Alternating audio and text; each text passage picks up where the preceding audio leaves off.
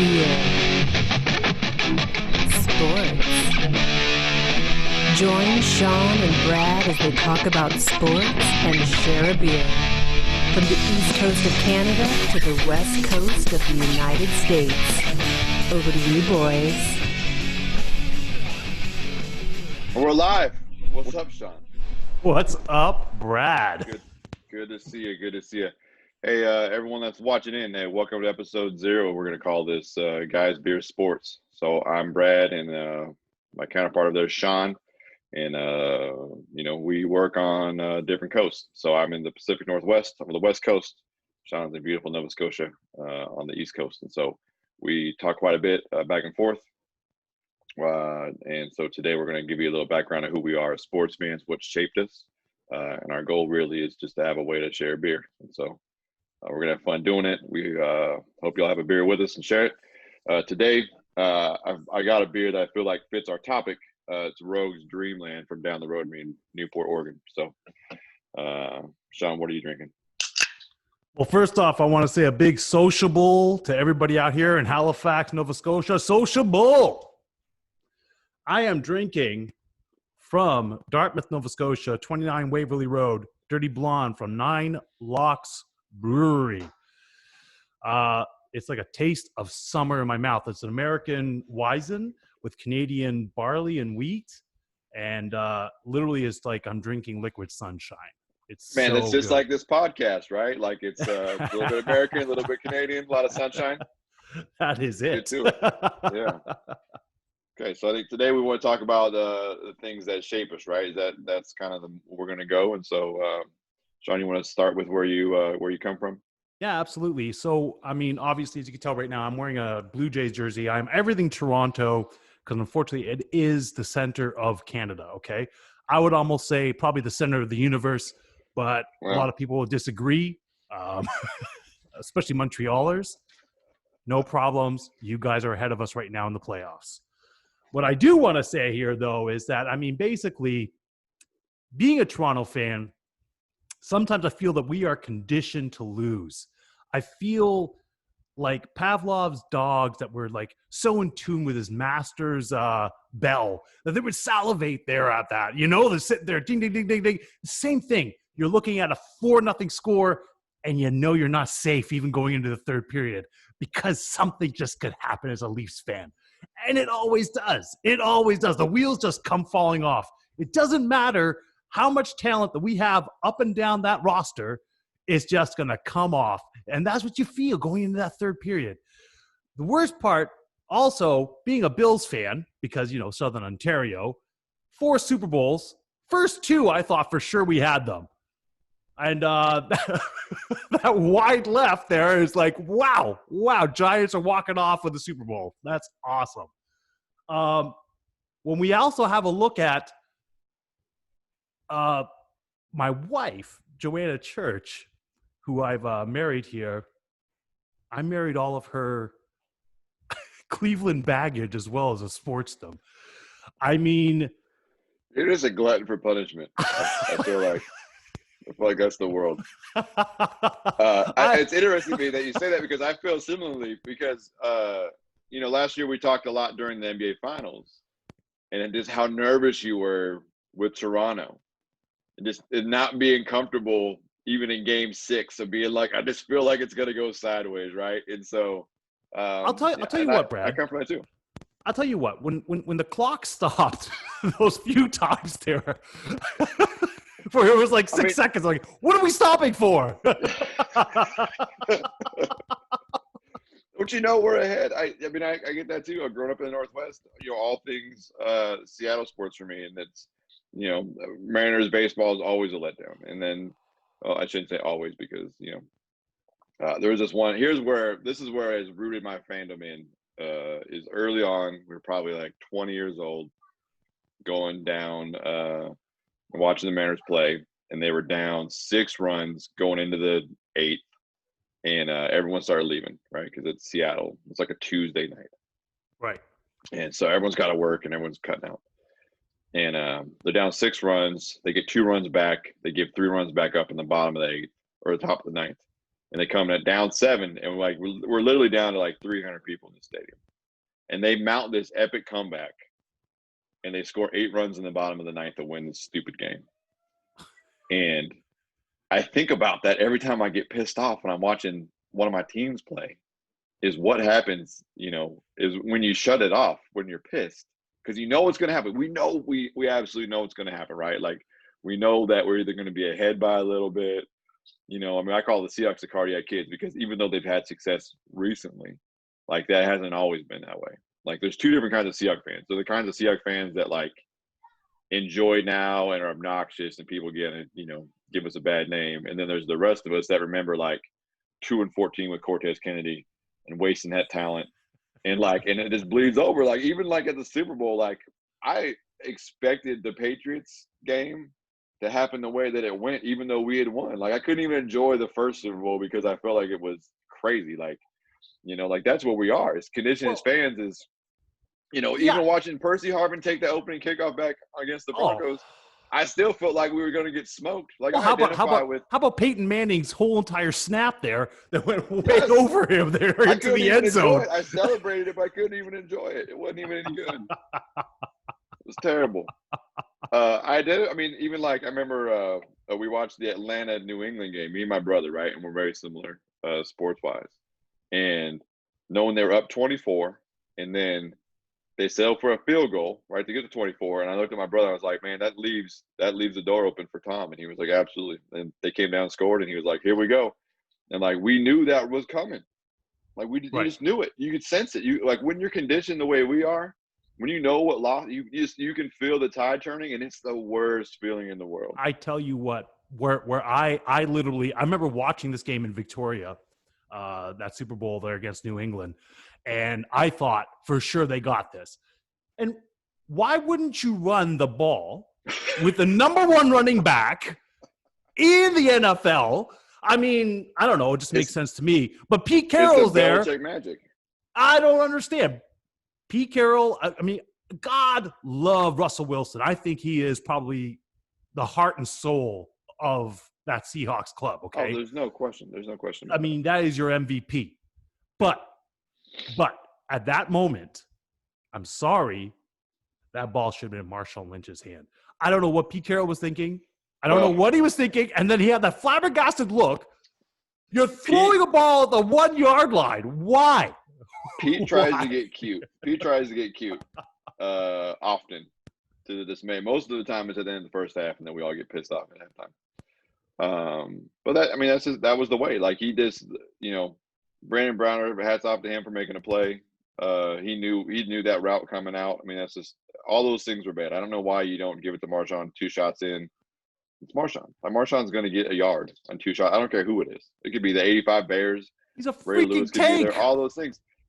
Marshawn Lynch has the most yards after contact ever, I feel like. Like, after he came from Buffalo, he would get every run play.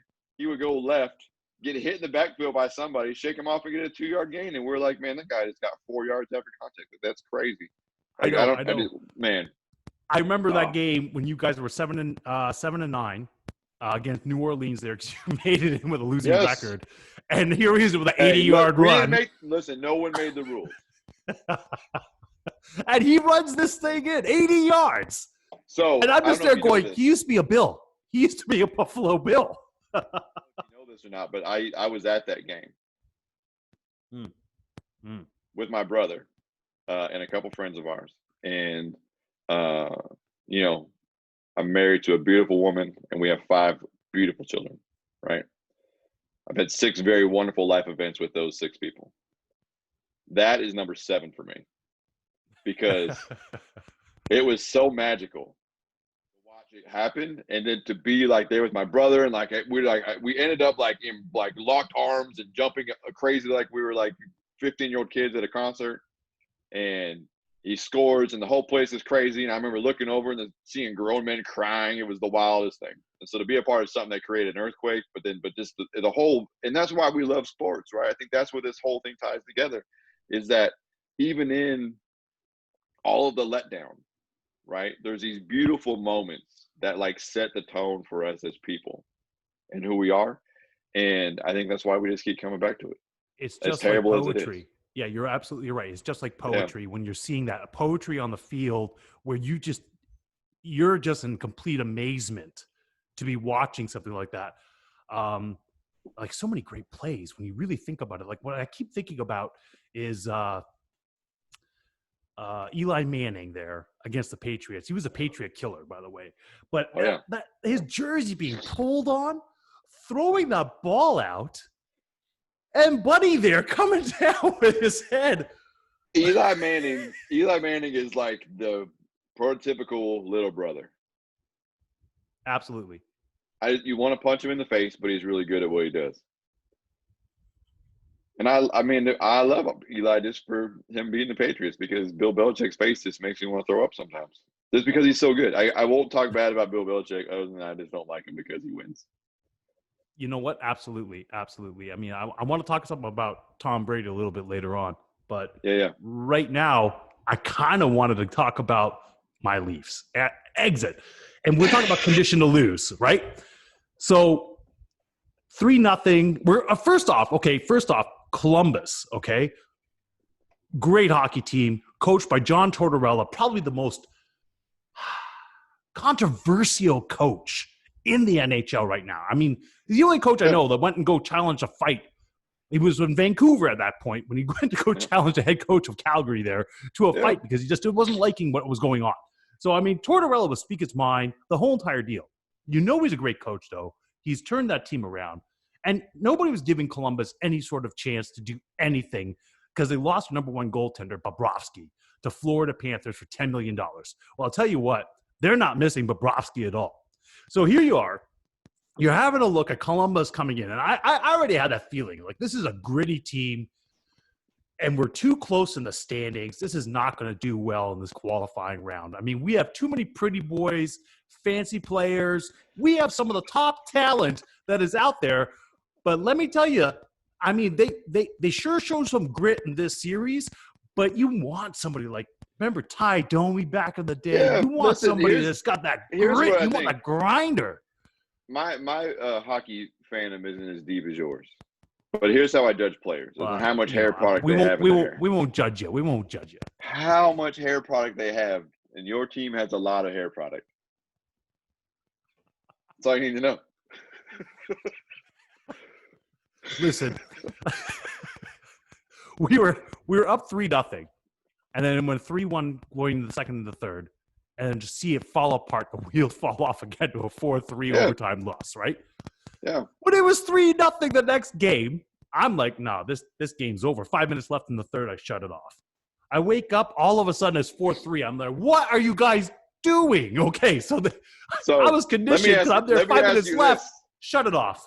Let me ask you this. Do you feel responsible for the loss because you quit on your team? Oh, no, they won. They won. I shut it off. I shut it off. They won. That's right. So I'm thinking to myself, maybe I'm bad luck, right? So I start thinking to myself, it's like I am definitely not the rabbit's foot. Well, I would argue that you're not because you turned it off and they gave up 3 goals.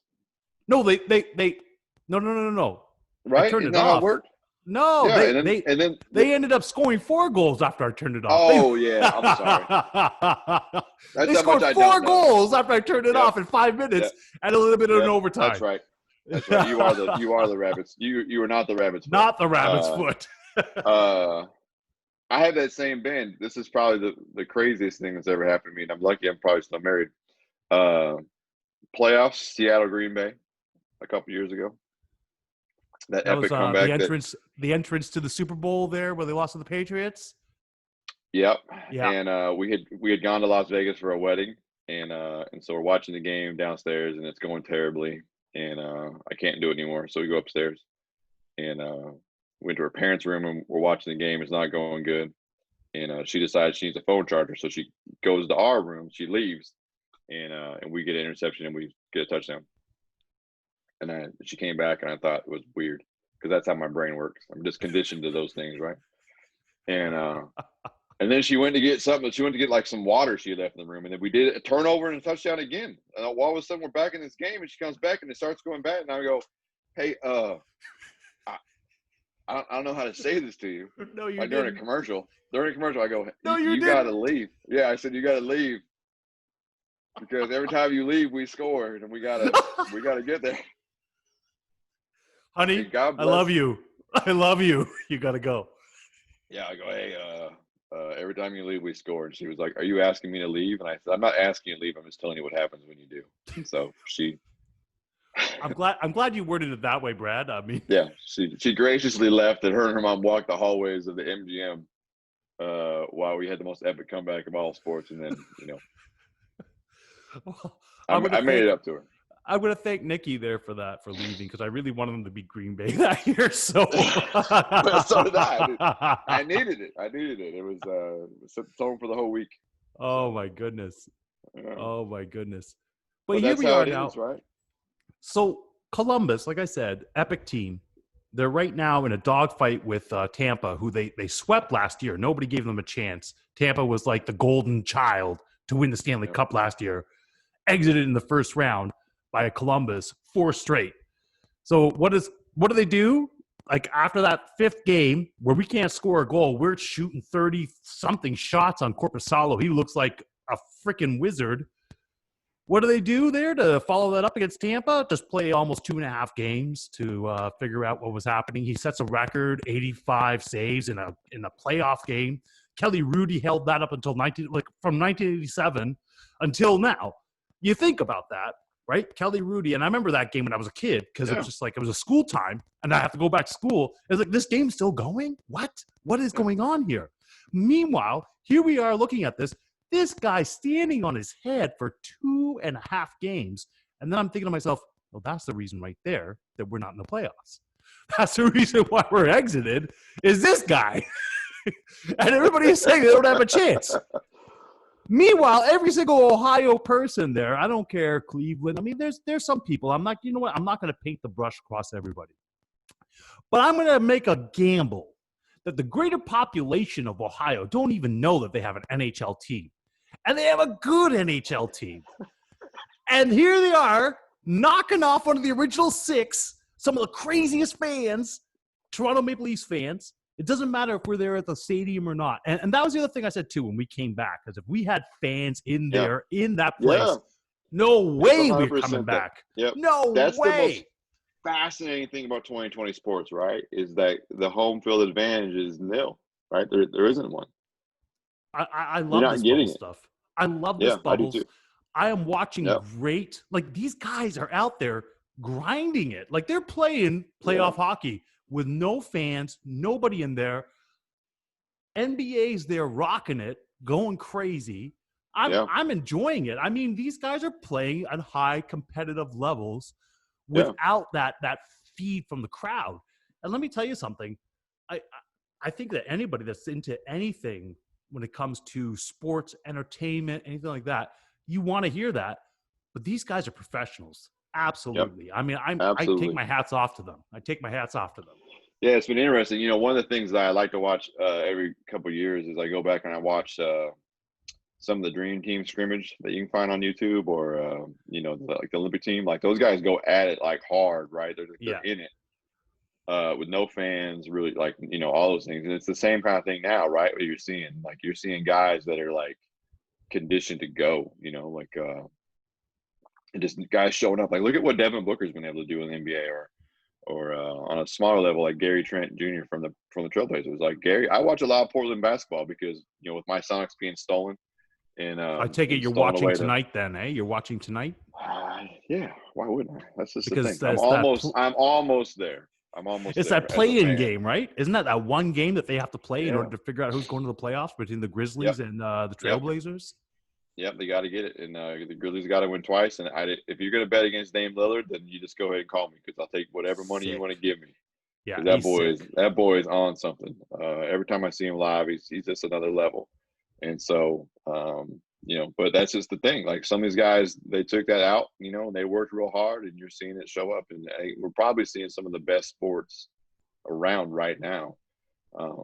Either that, or we're all just so conditioned to being locked in our houses that we'll just take whatever we get. I'm not sure which it is, but I don't know. I don't know what you're doing through COVID, but I mean, I was doing some like sweeping, vacuuming, There was a lot of that going on. Yeah. There's Put nothing. your apron on and wash some dishes. Yeah, buddy. I was close. I did do pots and pans. Yeah, it was rough. So let me tell you something. When sports came back, I'm like, I mean, it was kind of creepy watching Major League Baseball with the little cutouts people, you know? Yeah, it's interesting. Yeah, I remember the first time I thought I could get behind it was the first UFC that was live, and you could hear the fighters talking to each other, and you could hear the corners really well. I thought, man, this is the better product. Like, I mean, there's something about the crowd, right? And there's something about all those things, but man, being able to hear the conversations from the actual field or the court or the ice, whatever it is, right? Like, there's something to that I think is special. You know what's interesting that you say that? You know, when it's a thought that came to my head right now is WWE, right? Mm-hmm. Such a polished thing, really, when you look at it now. It's not like back in the 80s, you know, when we used to watch. It's pretty much a polished product. Like, they got it down to a science, you know what I mean? And they had nobody there. And then recently they started putting that next level talent, like, you know, the people that will be coming up in the future out there with their masks on, smacking on the glass.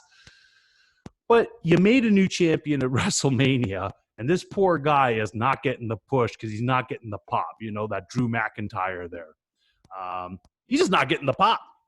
And I hate to say it, but when I watch the WWE, I'm kind of like, lately I've been liking a couple of things, but there's some things that just drops because you need that crowd there. I mean, the WWE, you need the crowd. AEW, well, because it's not the same, right? I mean, we can say it's a sport because it's absolutely like very physical and all those things, but it's more concert than it is sport. You know what I mean? Absolutely. And no, I totally agree with you. I'll watch an acoustic set of somebody right now that's running it live from wherever they are, but I'm not going to watch a full-on concert with no fans. You know what I mean? You're not, right? Like, you can take whoever it is, right? Like, you love Rush, right? That's the thing. Love Rush. You know, if Rush was going to play a small... Rest in peace, Neil Peart. They're going to play a small set somewhere, right? If that was possible. You would watch it because it would be toned down. It would be those things that wouldn't be the big grand show. But you wouldn't watch a grand show, right? That with no one in the stands. Like, it just feels weird, right? Like, who are you performing for? It just feels weird. Absolutely. But I mean, you would think though in the professional, even though they're like, especially with NHL and Major League Baseball and basketball, NBA right now, they're bringing in, they're canning that audience stuff, which is great. I mean, I love it. I love it. It is. But there's still nobody there. I wanted to fight somebody last night because I was watching that end game, the Sixers and the Rockets. Right. And whoever was running the sound for whoever was playing it, it had to have been the Rocket sound guy playing it for them.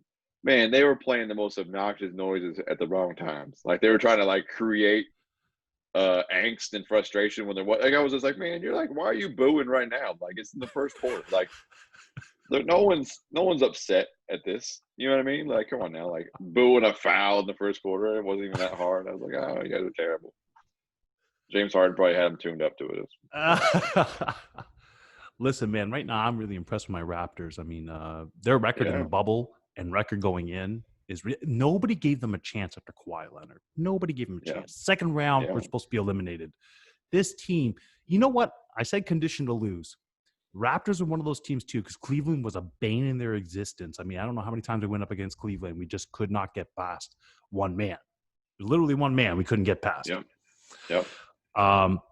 Granted, he did switch to a different conference. I'll give him that. But I'll give you that. But the thing is, though, we had one player that came over here.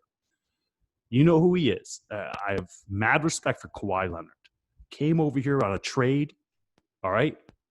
Didn't sit there and pull an Alonzo Mourning, like, I'm not playing for the Raptors. Didn't pull anything like that. Said, I'll come out there, I'll play. He gave it his all, and he rubbed off that excellence on every single player. You see it. I mean, Kyle Lowry, I was like, whatever, Kyle Lowry. That man this season is playing lights out basketball. Serge Ibaka, lights out basketball. And I'm telling you, sometimes one player that's been to that promised land That's all you need is one guy Yeah. to sit there and show you how to get there and let it rub off on you, you know? Yep. Yeah, I think I would have said going into that deal, I wouldn't have said Kawhi was a leader, right? You wouldn't have. Yeah. You wouldn't have said that. And then I think what you're seeing now is Kyle Lowry, who he was in college. Right? I think this is what we expected him to be as a pro. And then I think he came in, took a backseat to DeMar, and then what you're seeing him kind of coming to his own. And it's really a beautiful thing to watch. I think they're probably the sleeper. I hate to say sleeper, but No, I understand what you're saying. They don't get the hype in the East. But I think, man, from a top to bottom squad, I don't know who in the East is going to mess with them. I mean, besides the Bucks, I don't know. Yeah, besides the Bucks. Maybe. I mean, the Bucks. That's going to be a legit series there. But it will be. It'll be a fun series to watch from a pure basketball standpoint. But what matters is when the heat is on, right? When we're down in the last 3 minutes of a close game, where does Giannis go? When it matters. Like, that's the edge. Giannis needs somebody like a Kawhi to come in that has a little bit of championship blood in him to teach him how to get there. Because if you watch him, that's what happens, right? Like, he's great in the regular season, but when that pressure's on in the last 3 minutes, you see it, right? He throws the ball out of bounds. That is a great question. That is a great question. He's up top. I think that's going to be the thing. That's what I'm fascinated to watch. I think that the West is deep, right? The West is, you can argue all day about Lakers, Clippers. Yeah. I mean, it is deep. What do you think? Up and down. Yeah. And then the next tier is even crazier, right? I mean, Utah is who they are. Denver, when they're healthy, is they're a solid team. Yeah. Yeah. Listen, if Portland gets in today, right? That's the most talented 8 seed you've ever seen because they had 2 stars out. You know what I mean? I hear you. I hear you. Lillard was out for a little bit there too. I mean, they all were kind of out. You got CJ McCollum playing with a fractured back, all that. But the West is stacked, which I think even opens it up more even for the East. They usually hate that argument, right? But it's such a gauntlet in the West. If the Raptors can go in and take care of business, or whoever's going to come out of the East, if they can go and handle their business and they can shorten those series out, they can close out in 4 or 5 games, maybe 6. They're going to be sitting, resting, waiting on this other team to get through. That's how it's going to work, and that just bodes well for them, right? So I gotta be honest with you. Right now, I think the Raptors line up with the Nets in the first round, and historically, we haven't had good outcomes with the Nets. Yeah, and I mean, Kyrie Irving is still there. He's still talented. I just wonder what kind of Raptors team we're going to see.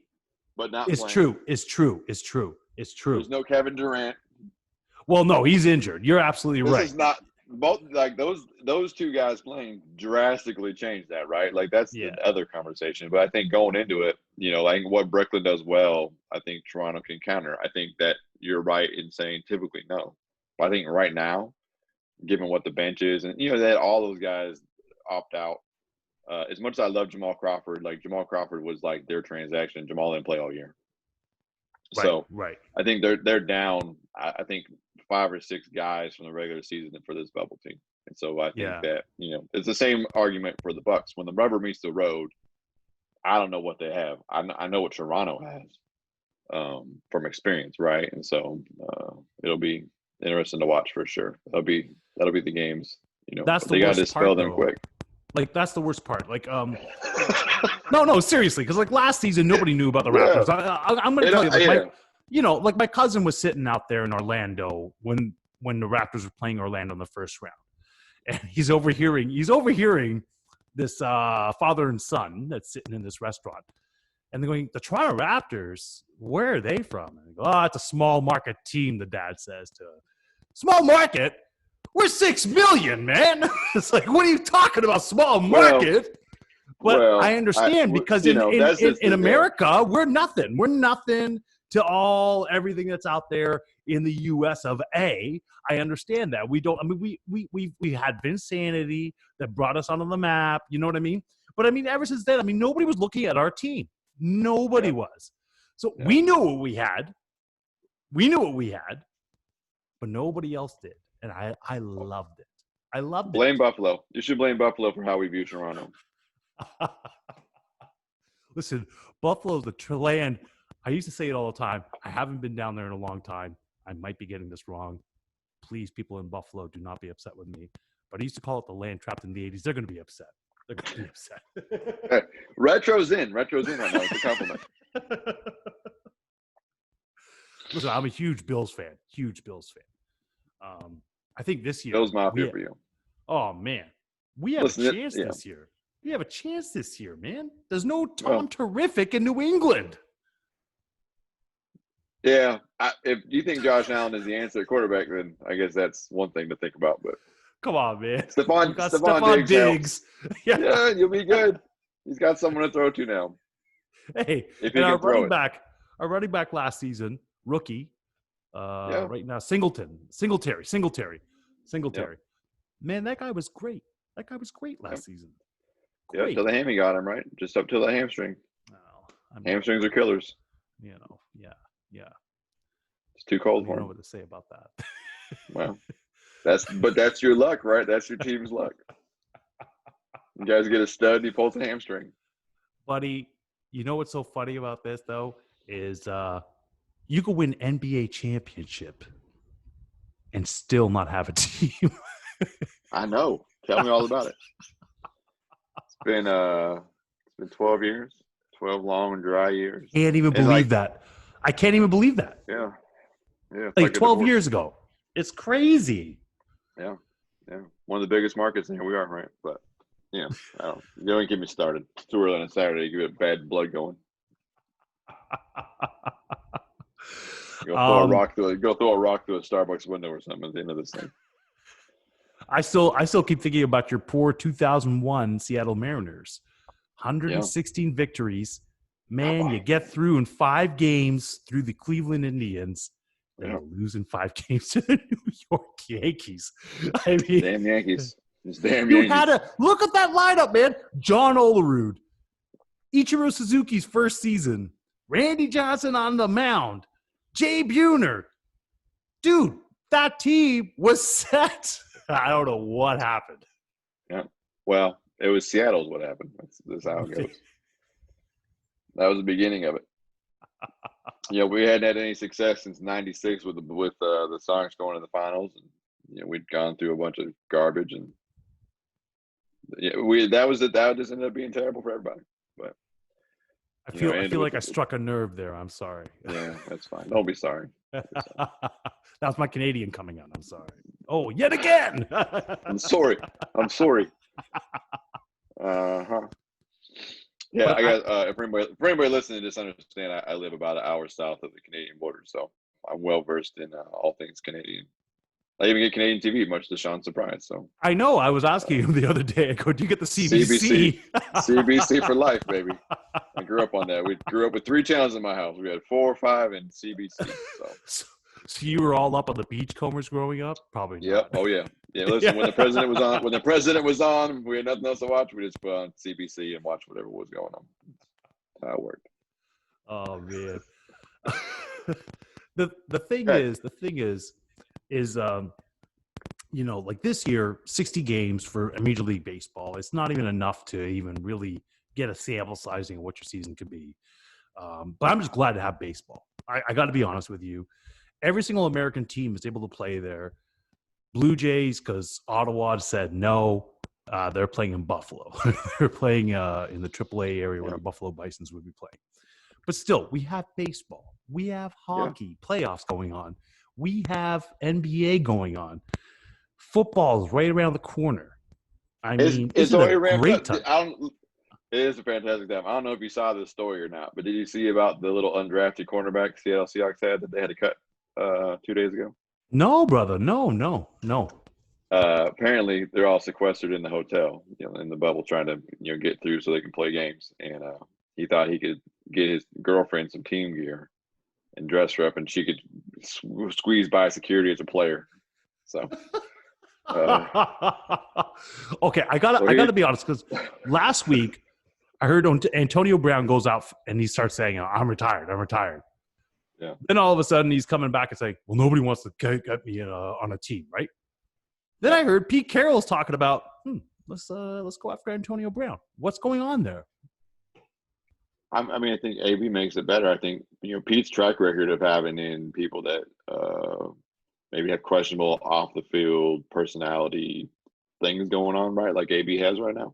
But like you can't argue he's a talent, right? And Pete feels like the locker room set up in such a way with the leadership that they can really handle that situation and go. And so, I'm for it. I love to see it. I mean, I think you put DK and AB and Lockett all in that thing and run them out. Like I don't know what you're going to do. Chris Carson's going to have a field day. Give all those weapons to Russell. I'm all for it, but that's where we are. So it'd be the last half of the season when we know that, right? I think that's always kind of what's been the catch is how long could he play? So we know now it's 8 games, and I don't know. It wouldn't surprise me. It wouldn't surprise me if he's a week 2 addition, right? Because anyone signed after week 1's a non-guaranteed deal, and Right. so that's probably. I feel like that's probably the move for them, right? Is bring him in week 2, let him have 7 weeks of playbook and all that kind of stuff. You're ready to go. So I'm all for it. I think this team can handle it. I don't think it's a distraction. I think we make it work, but it'll go.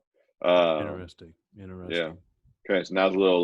Let's play a little one-on-one. Want to play a little one-on-one? All right. I Okay. like a little one-on-one. Yeah, it's good there. So let's talk about this Mike Tyson fight. And I know that's high on your list of things to do. Listen, I'm not laughing. I mean, honestly, to me. You're not laughing because you want Mike to punch you in the face. Like, hey, man, I'm not standing there. The You're absolutely right. I'm not standing there and taking a punch from Mike Tyson. Absolutely not. No. I mean, there's no amount of money that's out there for me to say, yeah, let me have my jaw busted up and waking up in the hospital. No, absolutely not. But I do wonder, like, how old is too old? I mean, November 28th, because they were supposed to be originally doing, I think, September 12th. And November 28th, because I want to attract more attention to this, Tyson and Roy Jones Jr., who, by the way, Tyson's 54, Roy Jones Jr. is 51. They're both over 50.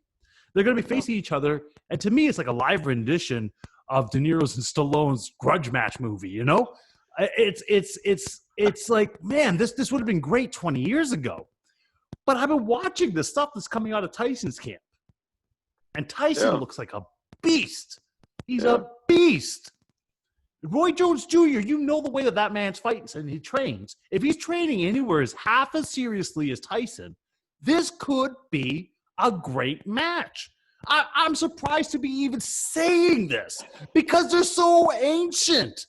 But yet, modern science is making us more competitive. We're able to play things. Look at Tom Brady. 40. How old is he now? 40 what? 43, I think, something like that. 43. He's playing professional football. I mean, it's unheard of. Chris Chelios played till he was 45. At a high level. At a high level. You're absolutely correct. So here's these two guys, 54, 51. I remember Dana White saying, Tyson, no way I'm going to be promoting any fights for you. I don't want to see this happen. You look great, but there was a few fighters, like I think Tito Ortiz came out of the woodworks, like, hey, and then it just went away. And then a couple of rugby players turned boxer wanted to do this. To me, Roy Jones Jr. is probably the best candidate for this fight. Yeah. But in reality, I'd watch it. Absolutely. But where do we see this actually coming? I mean, whoever wins this, where do they go from there? That's my question to you, Brad. George Foreman. They bring George Foreman off the mat. And, Come on, man. He's got that money from the Foreman grills. He ain't coming back. He's got all them kids, man. He's got a bunch of wigs to pay for. I don't know. I don't know if there's an answer to that. I don't know if it's if this is a grab. Like I feels like it feels a bit Pacquiao Mayweather to me, right? Where like it's so late in that game that you're looking at just the ticket sale, right? You're looking at the gate grab, which I mean I'm here for it, to be honest with you. And if it's a good product, I'll watch the second one too, because I'm just here to be entertained. That's the culture we live in, right? And so let me ask you something. What do you think of Randy Couture and Tyson or Roy Jones going at it? This is off the top of my head. Yeah, I feel like it's rough because I don't know if Randy can stand in there with them boys. It would have to be what the rules are, right? It just depends. This is different disciplines. True. right? Like I think Randy shoots and can get in on them guys, but if they catch him on the way in, like I don't know what Randy's got. I know Randy's got a chin, but I don't know if Randy's got a Mike Tyson chin.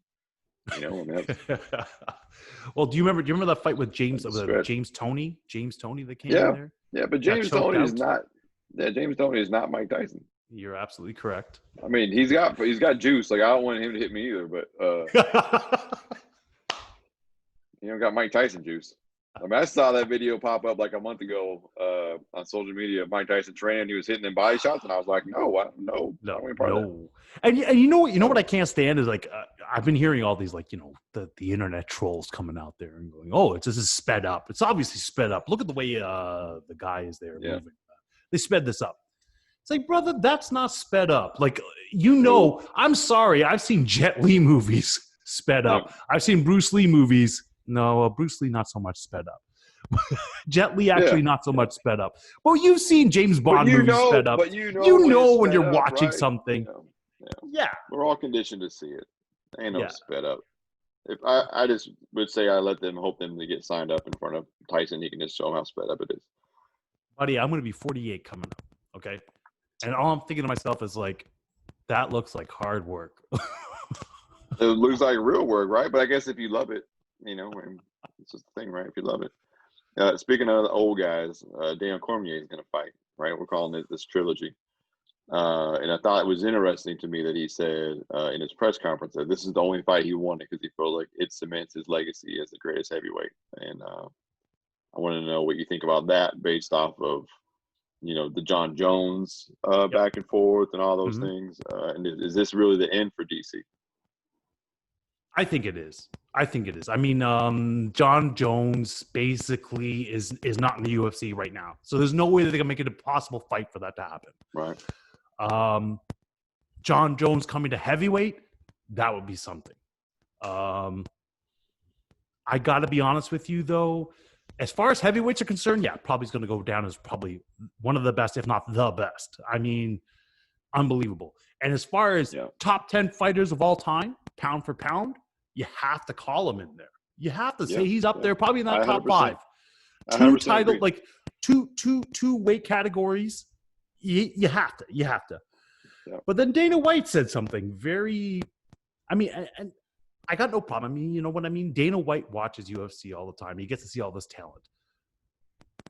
But to sit there and say in the same breath that he's going to be going down almost as the same as George St. Pierre, I just don't see that. Because George St. Pierre, every person that he lost to, he came back and demolished. And there's only 2 people he lost to. Two. And he demolished them both. Okay? Where it took him a while to get to Matt Hughes, though. What? I mean, oh, it did, and it took him. He had to go the long way around as well. I can't even remember his name. I mean, he trains. He's a trainer now. Matt Serra. It took him a little while to get around that one too. But I hate to say it, George St. Pierre is something mythical. To come back and then fight Michael Bisping, it's mythical. You know what I'm saying? Yeah, absolutely. Daniel Cormier, absolutely a great talent. Is he in the same breath? Does he deserve to be mentioned in the same breath as George St. Pierre? I don't know. I don't know either. I think, man, it's almost like it's 2 different worlds, right? I think like the UFC George St. Pierre is different than the UFC that Dan Cormier is in now, right? I think that's where it gets murky for me, right? It's a bit when you talk about, Major League Baseball Hall of Famers from the 50s and 60s versus today's guys, right? And so I think they're both top 10 talents. I think they're both top 10 talents. My thing with Cormier is I'm wondering about him saying he has to cement his legacy by beating,